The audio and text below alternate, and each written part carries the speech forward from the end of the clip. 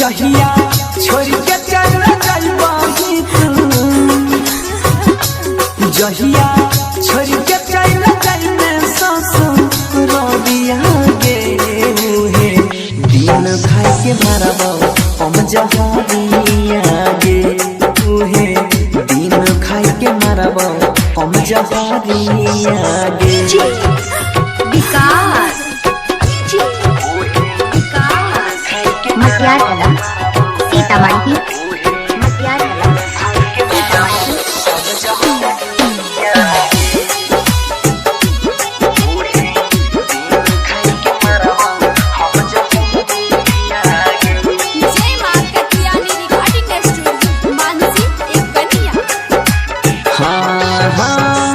खैने रही क्रिया जन छोड़बो ना हाथ गे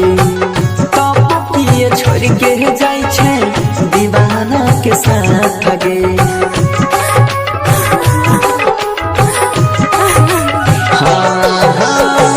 खैने रही क्रिया जन छोड़बो ना हाथ गे तब किए छोड़ के जाय छे दीवाना के साथ गे साचे कहै छियौ सुन न गे साचे कहै छियौ खाइ के तोहर क्रिया गे दिन खाइ के मारबो हम जहरिया गे ओहे दिन खाइ के मारबो जान जहरिया गे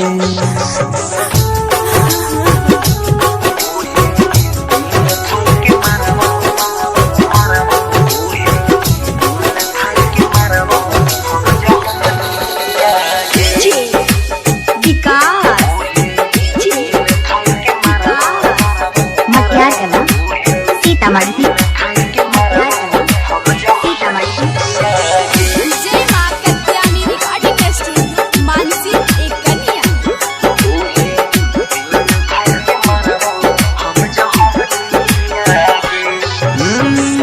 दिला में दके चलो जई में जखम गे कहियो न ले तो बंसी मुख से तोहरा नाम गे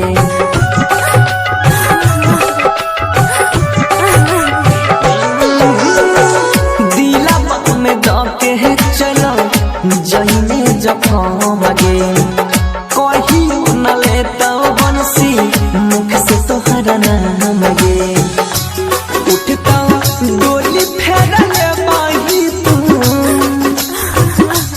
उठता डोली फेरले बाही ना जरिया गे दिन खाई के मरबो हम जहरिया गे के मरबो जन जहरिया गे। जय मां कत्यानी रिकॉर्डिंग स्टूडियो मानसी एक कन्या।